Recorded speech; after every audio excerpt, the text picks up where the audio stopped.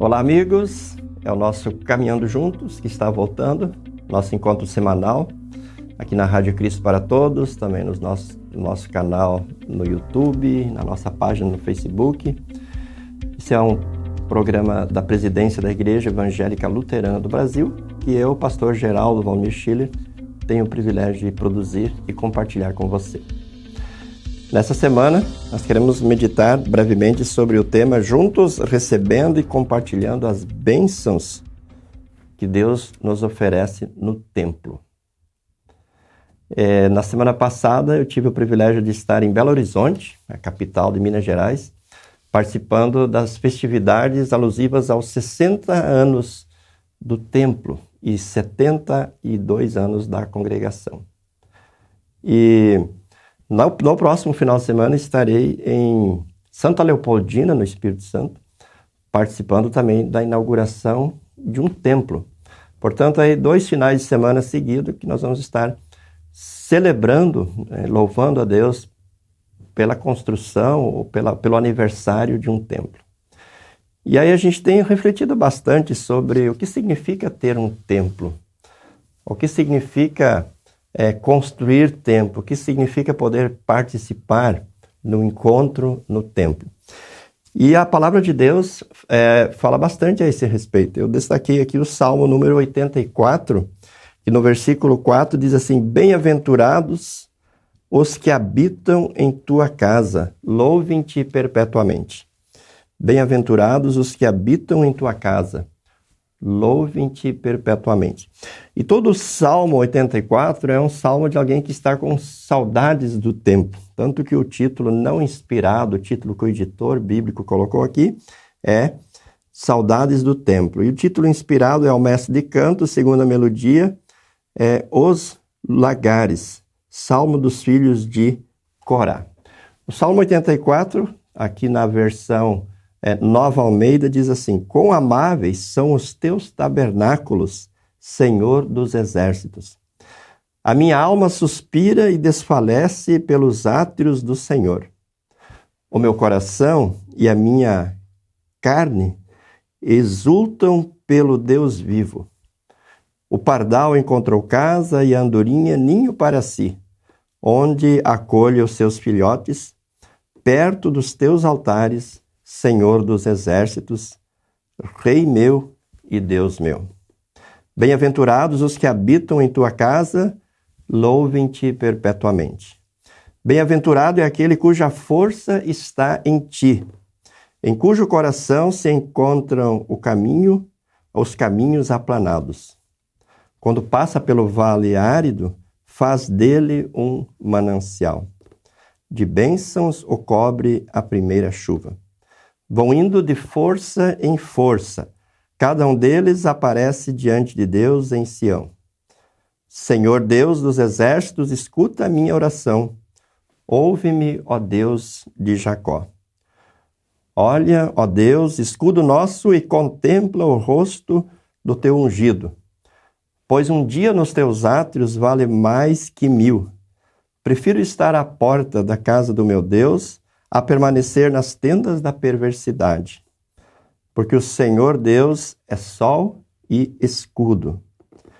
O Senhor dá graça e glória. Não recusa nenhum bem aos que andam retamente. Ó Senhor dos exércitos, feliz é aquele que em ti confia. Então podemos perceber nesse salmo uma manifestação do salmista, no sentido de que ele está com saudade de poder retornar ao templo. Não sabemos ao certo em que momento foi escrito esse salmo, mas possivelmente no período de exílio, em que o templo havia sido destruído e o povo de Deus estava no exílio babilônico. O que significa ter um templo? O que significa poder estar no templo? O que significa estar com o povo de Deus em um templo? Para a gente poder entender o significado disso, nós precisamos olhar o que Deus planejou para o ser humano. Observa em Gênesis capítulo 1 e capítulo 2 que quando Deus criou o ser humano, Deus o criou à sua imagem e semelhança.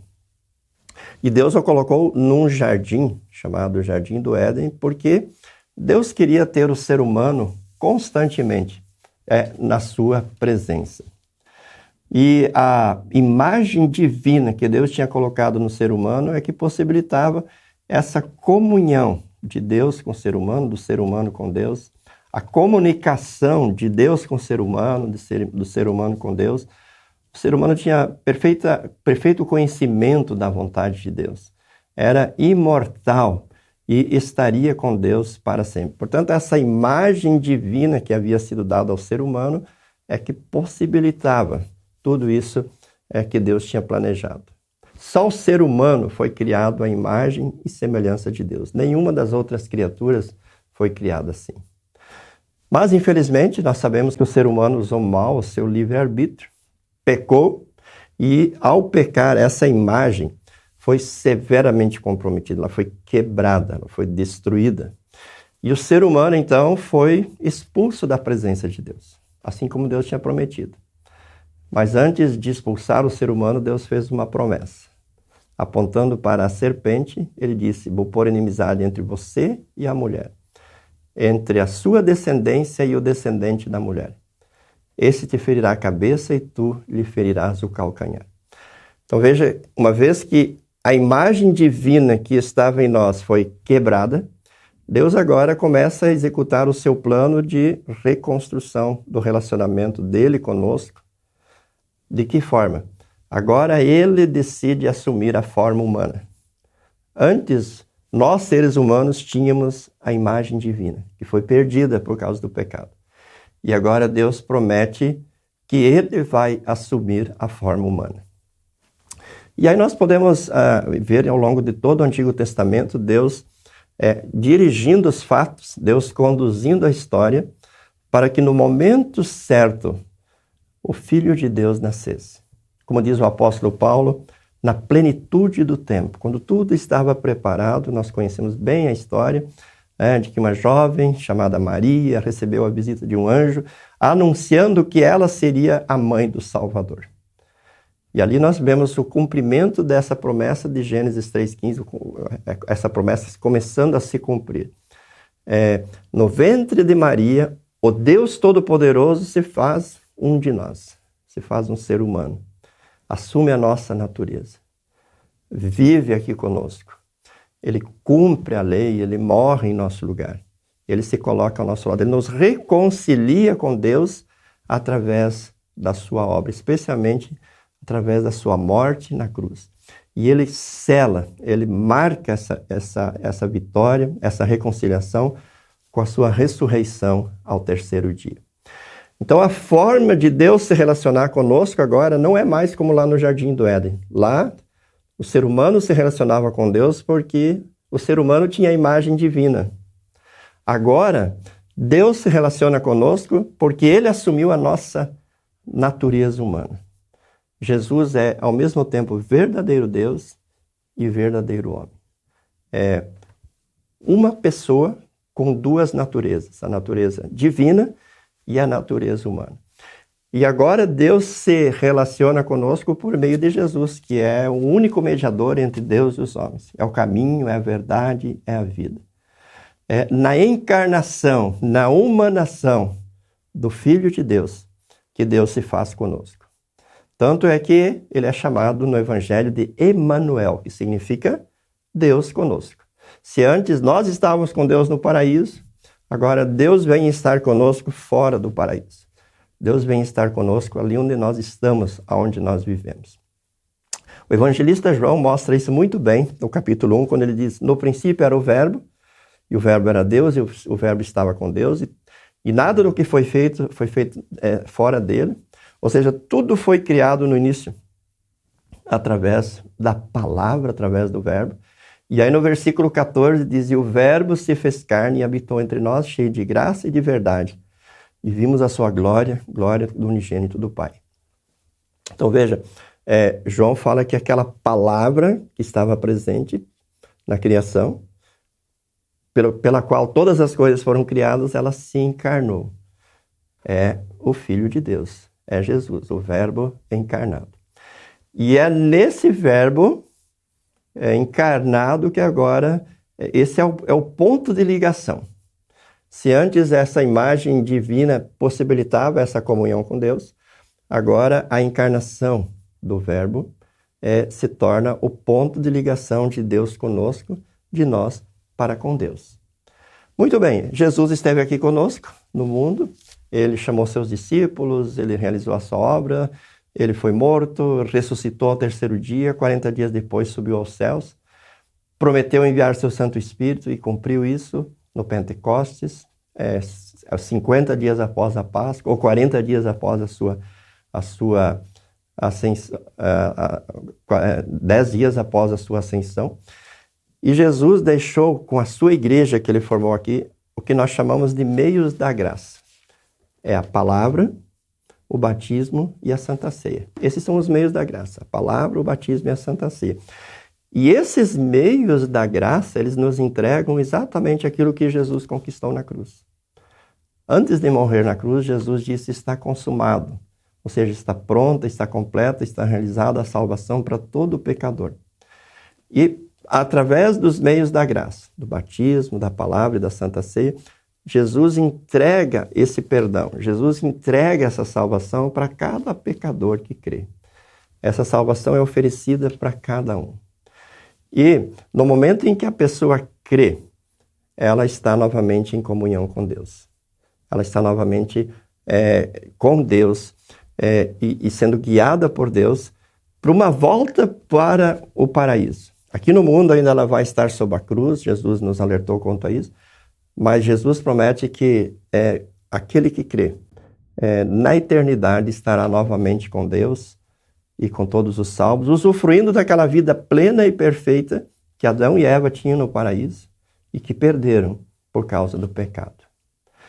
Então, e agora sim, relacionando isso ao templo, o que tudo isso tem a ver com o templo? Ora, Deus está em todos os lugares. Deus é onipresente, assim como ele é onisciente, assim como ele é todo-poderoso. Deus está em todos os lugares, sabe de todas as coisas e tem todo o poder nos céus e na terra. Mas ele fez promessas muito especiais através dos meios da graça. E os meios da graça foram deixados com quem? Com a igreja. Com a igreja de Cristo. E a igreja, ela se reúne de uma forma muito especial nos templos. Por isso é que todos os templos eles têm um ritual de dedicação, uma cerimônia de dedicação, de lançamento da pedra fundamental, porque esses locais são consagrados ao anúncio do Evangelho e à administração dos santos sacramentos. Ali, portanto, a presença de Deus se faz notável de uma forma muito especial, de uma forma muito graciosa, através dos meios da graça. No Antigo Testamento, quando foi escrito o Salmo 84, ainda não existia o batismo, ainda não existia a Santa Ceia, mas já havia a palavra. Era no templo que as pessoas ouviam a leitura da palavra de Deus, ouviam as pregações, ouviam a voz de Deus. Para a gente ilustrar assim um pouquinho a importância do templo, a gente pode voltar um pouco mais no Antigo Testamento, ou talvez na época do Salmo aqui.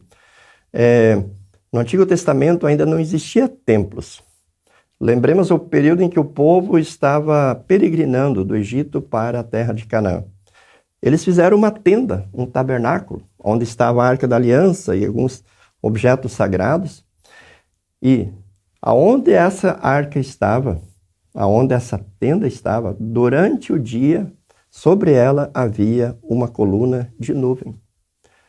E à noite, uma coluna de fogo. Era a manifestação poderosa e visível de Deus. E quando o povo migrava e parava num determinado local, eles colocavam esse tabernáculo, no qual estava a Arca da Aliança, no centro, e as famílias se acampavam em torno desse tabernáculo, para simbolizar que Deus estava no meio do povo. E Deus se manifestava de forma especial naquele tabernáculo. João, quando diz que o verbo se fez carne e habitou entre nós, ele usa um verbo que podia ser traduzido por tabernaculou entre nós. E o verbo se fez carne e tabernaculou, ou seja, ele armou a sua tenda entre nós. Ele está entre nós. Ele caminha conosco. E, nesse sentido, o templo, onde nos reunimos, tem um significado muito especial. Porque Jesus tabernaculou entre nós, Jesus habita entre nós, e ele se manifesta de uma forma muito graciosa na palavra, no batismo e na Santa Ceia. Por isso, já no Antigo Testamento, nós ouvimos o salmista dizendo: alegrei-me quando me disseram, vamos à casa do Senhor. E no Novo Testamento, em Hebreus, capítulo 10, versículo 25, diz assim: não deixemos de congregar-nos, como é costume de alguns. Já naquele tempo havia pessoas que deixavam de participar dos encontros do povo de Deus. Por isso, a admoestação naquele tempo já foi: não deixemos de congregar-nos, como é costume de alguns. Antes, diz o apóstolo, façamos admoestações. Vamos nos reunir e vamos nos admoestar mutuamente. E aí ele acrescenta dizendo: tanto mais quanto vede que o dia se aproxima. Quanto mais próximo do final dos tempos, quanto mais próximo da segunda vinda de Jesus, tanto mais nós precisamos estar reunidos. Seja nas nossas casas, seja em outros lugares, mas especialmente nos templos, onde o povo de Deus se reúne em torno dos sacramentos e da palavra de Deus. Então você percebe, querido irmão, que nós recebemos bênçãos no templo, porque Deus decidiu nos trazer de volta por meio de seu Filho, que assumiu a nossa natureza, e é no templo que aquilo que Jesus conquistou nos é dado. E algo que nós recebemos no templo de uma forma muito especial é o sacramento da Santa Ceia. Quando nós recebemos no pão o verdadeiro corpo de Jesus e no vinho o verdadeiro sangue de Jesus. Ou seja, é Deus realmente vindo para nós, não apenas de uma forma espiritual, mas de uma forma real. Porque nós, luteranos, cremos na presença real do corpo e do sangue de Jesus Cristo na Santa Ceia. Do corpo de Jesus no pão e o sangue de Jesus no vinho. Por isso, queridos irmãos, precisamos valorizar o fato de termos aí mais de 1.500 congregações pelo Brasil afora, centenas de pontos de pregação e louvar a Deus porque não são apenas templos luteranos que estão aqui em nosso país, porque há templos de outras denominações cristãs também, onde há a palavra, onde há o batismo, onde há a Santa Ceia. Que nós sempre saibamos valorizar a casa de Deus.